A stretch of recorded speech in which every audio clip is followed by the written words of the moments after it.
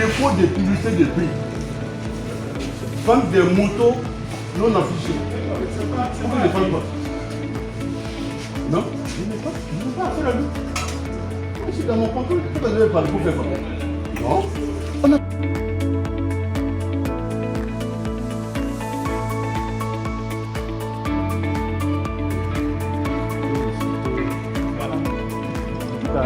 Nous avons besoin de la preuve de ces charges. Voilà, c'est bon, donc on peut aller.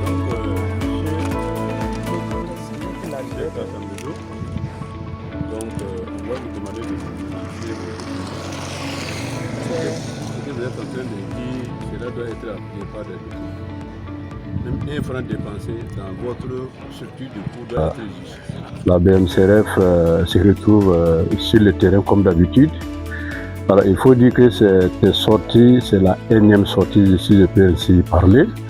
Parce que depuis le mois de décembre, nous avons entamé nos contrôles intensifs dans divers secteurs d'activité, notamment le secteur des cyclomoteurs.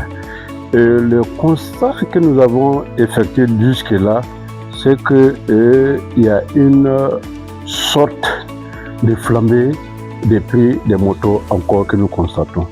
Et c'est pour ça que ce matin, alors nous avons voulu effectivement chercher à comprendre davantage quel est le réel mobile qui se cache encore derrière cette flambée.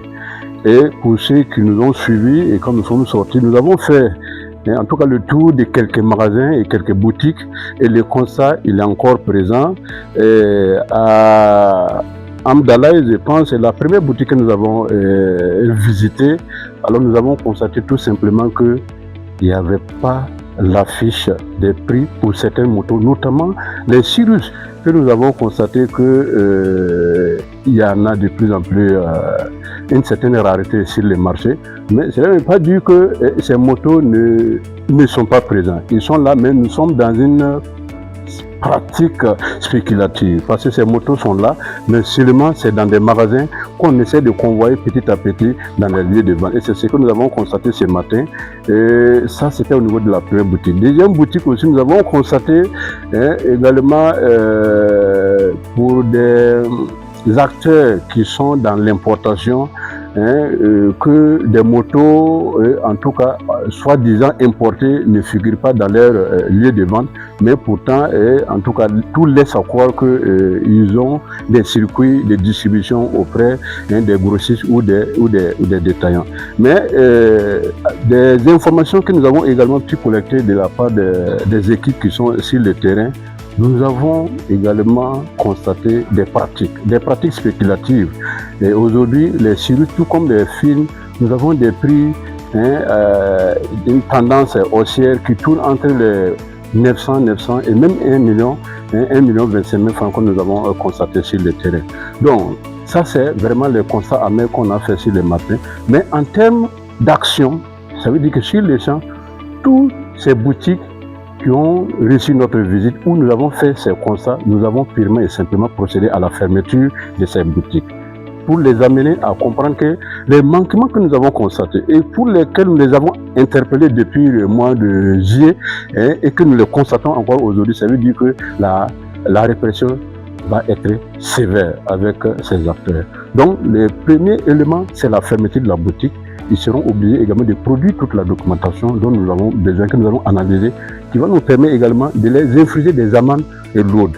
Et c'est suite au paiement de ces amendes que certainement ils auront la possibilité de pouvoir rouvrir leur boutique. Les magasins, les propriétaires semblent nous faire comprendre qu'il a pu procéder à la déclaration des lieux de stockage.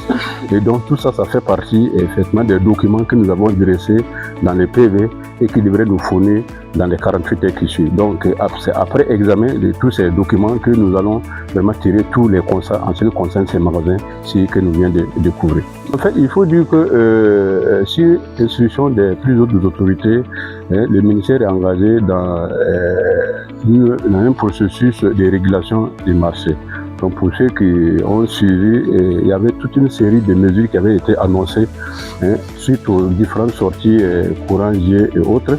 Donc à la date d'aujourd'hui, effectivement, en ce qui concerne la réglementation, c'est qu'il y a des mesures pour renforcer en tout cas la régulation des marchés. Et ces mesures vont tourner autour, en tout cas à ce que, vont tourner autour de la délivrance des agréments pour tous ceux qui vont exercer vraiment dans le secteur des cycles et cyclomoteurs.